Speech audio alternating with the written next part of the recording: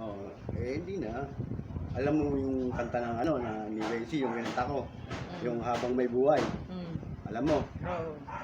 yung few words doon, i-Englishin ko. Ito ginagawa ito ng mga ng TBJ. Pero gusto na daw lang kung marunong ako mag-English. Habang may buhay, few words lang. Yung, ang tatanong mo lang sa akin yung English ng habang may buhay, hanggat ang dugo ko ay kumadaloy. Okay, tanong mo na. Habang may buhay. I will survive. Oh, may buhay, di ba? Kasi may buhay ka pa, nakapag-survive ka pa. Oh, di ba? Tama mali.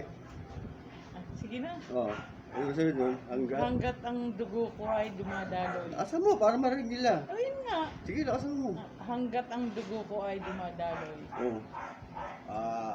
Donated by Red Cross.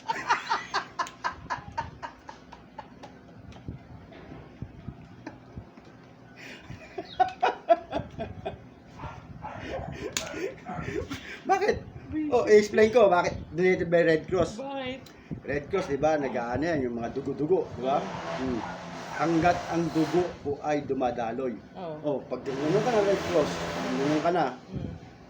ano nangyari sa dugo? Dumadaloy. Oh, di ba? Dumadaloy. Hanggat ang dugo ko ay Dumadaloy.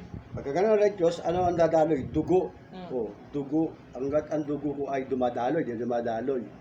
Diba? Hanggat ang dugo ko ay dumadaloy, sa iyo lamang iaalay. Donated by Red Cross. Diba? Oo. Maliwanag yun, di ba? Donated by Red Cross.